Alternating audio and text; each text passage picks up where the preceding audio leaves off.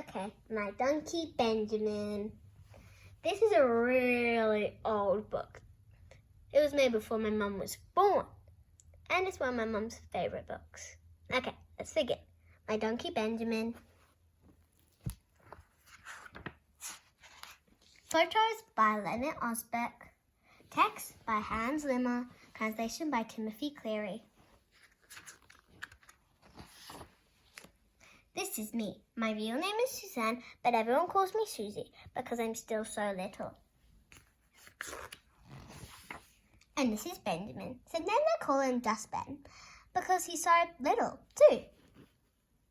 It is wonderful to have a little donkey for a friend. I can still remember the day we brought him home. It happened like this. Daddy and I went for a walk. I feel glad whenever Daddy takes me walking. There are always so many things to see, butterflies or coloured stones or a fit or a snake or a fishing boat. But this time we found something different. We had already gone a long way. All of a sudden we heard a strange sound coming from the sea. Someone over there was snoring so loud, like a giant about to sneeze.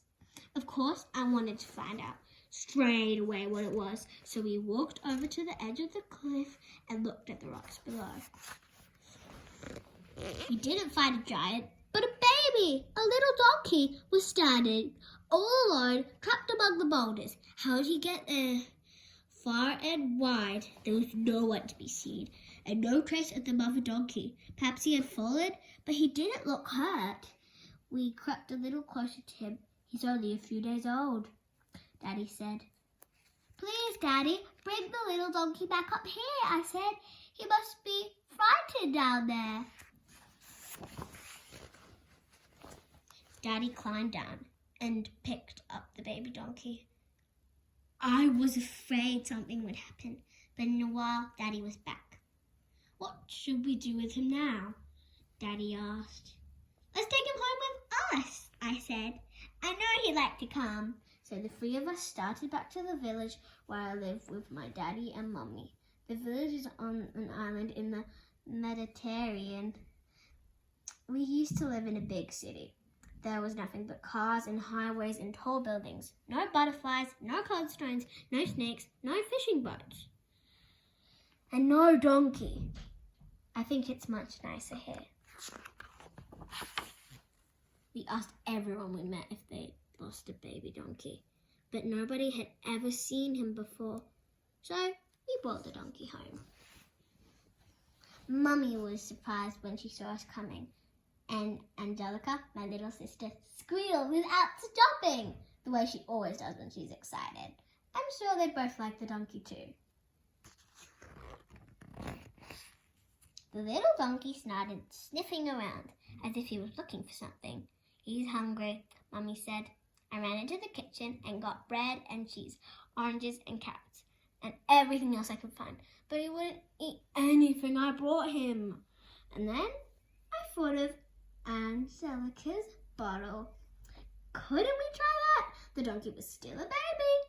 Mummy cooked oats with milk. I stirred in some sugar. And it tasted just fine to him. He ought to have a name, Daddy said. We all thought about it. And then I said, his name should be Benjamin. And just so the donkey would know how much I liked him, I gave him a kiss.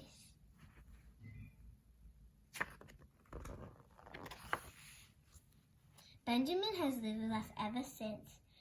Just look at what a soft coat he has, and what graceful legs, and his gentle eyes, and his slippery nose. But the prettiest of all are his long ears that he wiggles so merrily. In the morning, after Mummy gives me a bath, I try to wash his face, but he won't let me. He wants to drink the bath water instead. Our pet, Mercy, gets along with him really well. Only sometimes she becomes angry if he bothers her at breakfast. We love to romp around the house together. Or else we go for a walk. I show him all the little streets in our village and the road from where we can see the roofs on the houses. When I tell him a story, he listens very carefully. And when Mummy has to put a bandage on me, he wants one, to have one too. It's very hot here, so we go to the beach almost every afternoon. Of course he likes my toys, but it's not easy to play with him because he mixes everything up. Moshi and I don't think that's very nice. Just the same, we have lots of fun together.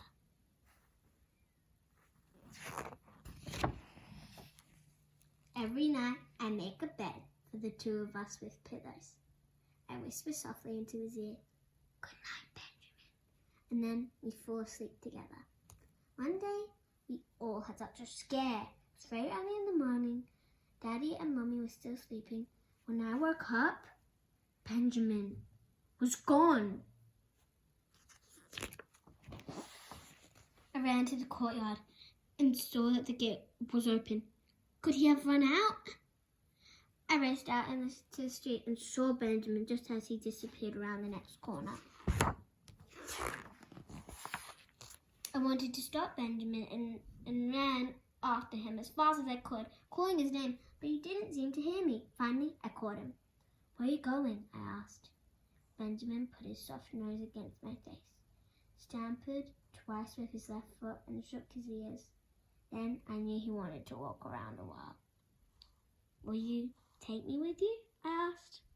Benjamin nodded his head and nicked 3 times. Yes, yes, yeah, yes.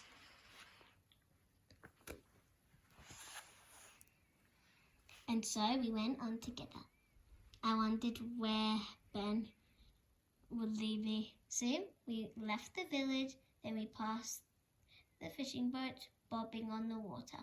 I wanted to stay there, but Benjamin paid no attention.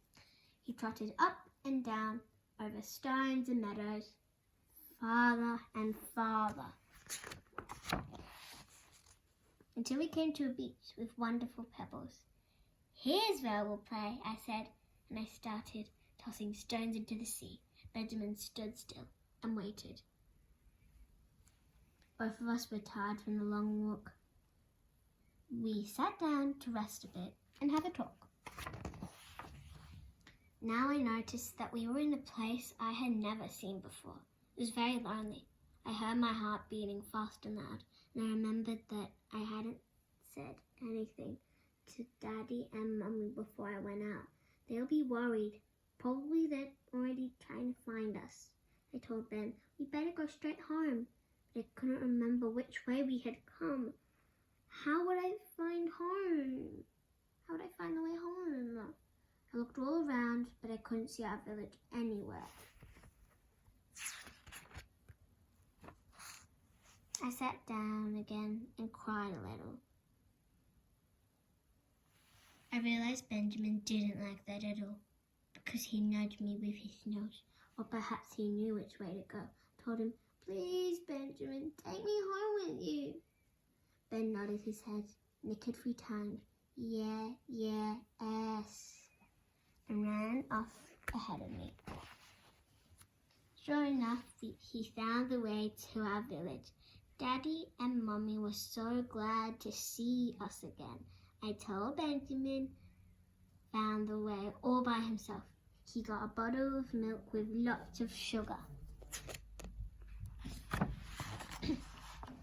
Of course, Benjamin will stay with us forever. Soon he'll be so big and strong that I'll be able to ride him. We're both like that.